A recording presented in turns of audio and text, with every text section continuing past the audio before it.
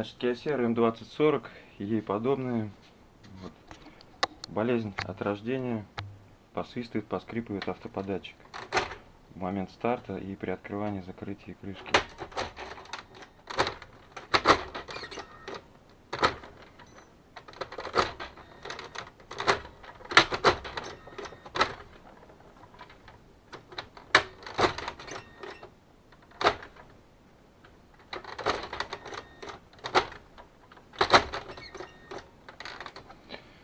Оно никак не влияет на работу, вот, но очень сильно напрягает, особенно когда люди покупают новый аппарат, например, и мне говорят, что это что за ерунда, почему новый аппарат, а скрипит как старая телега.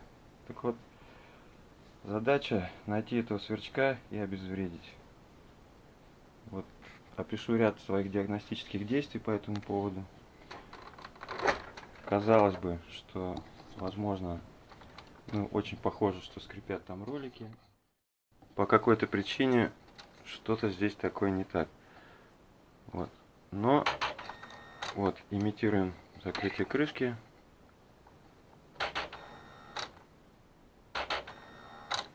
Никакого скрипа не происходит. Но когда мы закрываем крышку, обязательно происходит скрип. То есть дело не в роликах, ролики отпадают. Дальше что может быть? Дело в крышке, да, допустим. То есть раз мы когда закрываем крышку, идет свист, то дело, наверное, в крышке. То есть здесь стоит вот 6 роликов. То есть сразу приходит в голову мысль, что, допустим, при нажатии крышки эти ролики подпружинены, то есть усиливается трение, и они посвистывают. Ну, так как это бывает в более старших Kyocera. Но нет, это не они. В общем, при детальном изучении вопроса оказалось, что здесь вот у нас есть вот такой вот хитрый болт, я его так назвал. В общем, этот хитрый болт при закрытии крышки или при запуске аппарата делает вот такие вот поступательные движения. Туда-сюда ходит.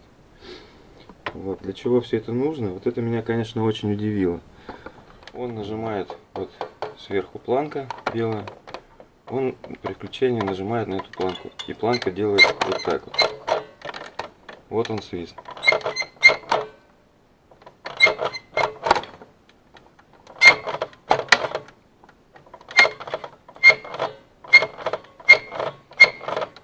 Зачем он это делает? Я понятия не имею. Может, у кого-то есть мысли на эту тему? Может, кто-то догадается. Но я вот первый раз такое вижу.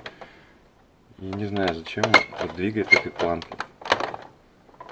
Ну и, соответственно, раз проблема понятна, остается сделать что? Две вещи. Либо сделать так, чтобы эта планка ползала бесшумно, то есть что-то где-то смазать, и она будет ползать.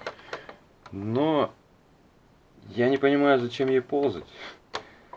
Поэтому этот вариант я исключаю. Будем решать этот вопрос кардинально, как всегда.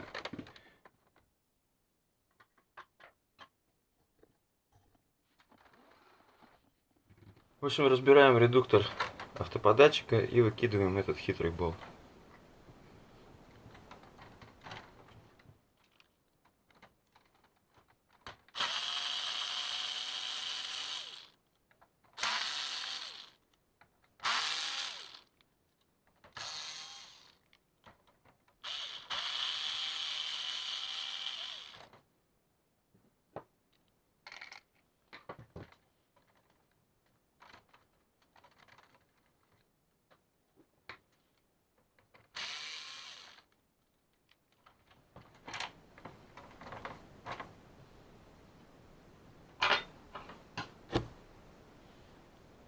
Вот таким вот образом он сам решил выскочить вместе с шестеренками.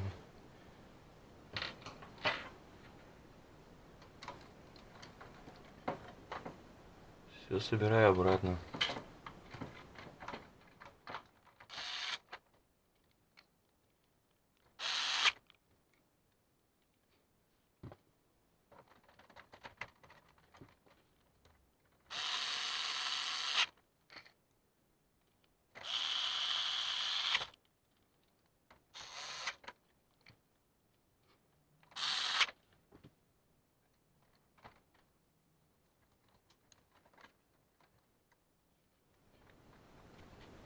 Все, смотрим, что же получилось в итоге.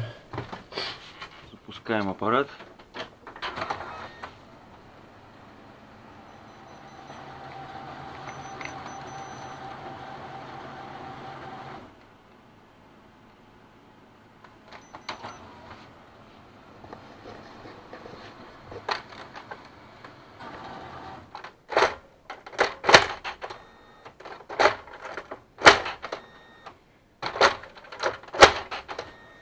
Все, сверчков, естественно, нет, то есть он просто не сможет этого делать. Больше никогда в жизни. Повлияет ли это как-то на функционал? Нет, никак.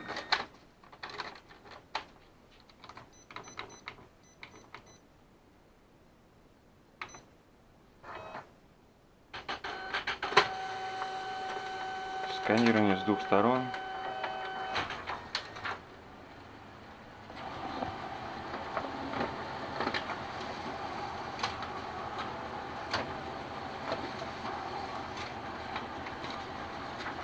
Все прекрасно. То есть абсолютно, я считаю, ненужная деталь в этом аппарате. И аппарат у нас становится более бесшумным, более приятным. В итоге я удалил вот 3 детали, ну, то есть связанные друг с другом. Эксцентричную шестеренку, втулочку, ну и сам вот этот хитрый болт. Ну, я так его назвал.